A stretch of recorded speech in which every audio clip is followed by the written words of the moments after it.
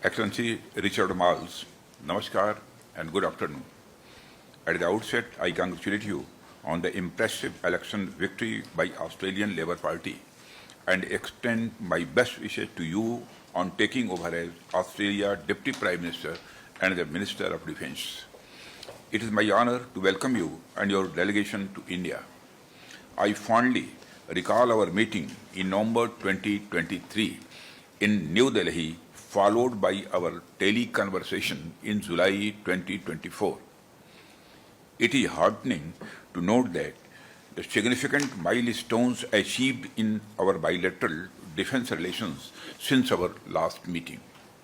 I hope that in the coming years, we work with a renewed momentum, effectively contributing to growth of bilateral defense relations. Excellency, today is the 5th anniversary of elevation of our relations to comprehensive strategic partnership. I appreciate the significant strides made in our bilateral relationship across a wide range of sectors, from political exchanges to defense partnership, cultural and people-to-people relationship. Excellency, largely due to your personal commitment and leadership in strengthening India-Australia defense and security cooperation, in the past 3 years, bilateral defense cooperation has emerged as an important pillar of our comprehensive strategic partnership. I look forward to productive discussion today and hope that it will lay a firm ground for further cementing of India and Australia defense ties. Excellency, before I conclude my opening remarks, I wish to mention that this meeting is happening at a time when India is facing extreme challenges at our western border, and we have taken steps in response to barbaric incident in Kashmir. We thank Australia for its support on this issue. We shall be talking more about this later in the meeting.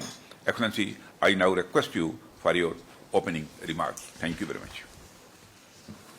Thank you for your warm congratulations about our election win. And from my part, what is really exciting is the opportunity to work closely with you again over the next 3 years. And I've deeply appreciated the relationship that both you and I have had over the course of the last 3 and the progress that we've made. Can I start by just passing on my Prime Minister's condolences to India for all of those who were lost in the Pahalgam terrorist attack. Our thoughts, our prayers with the families of those who were killed in what was an appalling terrorist attack. We want to make clear that Australia stands with India and all countries in combating terrorism.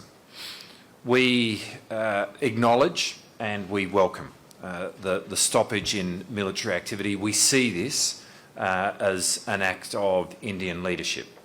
But we will continue to work with India as we combat terrorism in all its forms. Minister, as you said, today we meet on the 5th anniversary of the comprehensive strategic partnership. And we're deeply grateful to your government, to Prime Minister Modi and his leadership, which has seen the relationship between our two countries move to a completely different level. You know, the world is a challenging, a volatile and unpredictable place. And in this moment, we feel we have never had more strategic alignment with India than we do now. But this is a time to be making common cause with friends, and we certainly see India in that light, which means our relationship with you is of the highest priority. What's been really gratifying over the course of the last 3 years, as you and I have been engaging in our two countries' defence relationship, is that this aspect of the relationship has increasingly become a significant part of the entire bilateral relationship. We've done so much in terms of maritime domain awareness, cooperation with our P-8 aircraft. It really has taken the relationship of our two countries to a new level.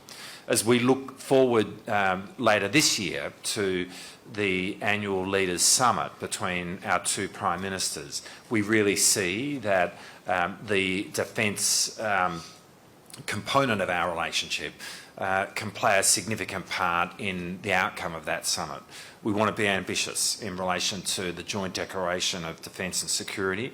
We'd like to be ambitious in respect of the Maritime Security and Cooperation Roadmap. We see both of those as being two really critical steps forward in elevating the defence relationship even further, and there's more that we will be able to talk about across a range of areas: defence industry, intelligence sharing, how we are working together within the Indian Ocean region, and we look forward to the conversation today in respect of that. But perhaps I just conclude in saying that I am very, very grateful for the personal relationship that we have, the way in which we are able to shepherd our defence relationship together, and the contribution that is making to the broader bilateral relationship, which we see as being so profoundly significant to Australia's national interest, and we hope India's national interest as well.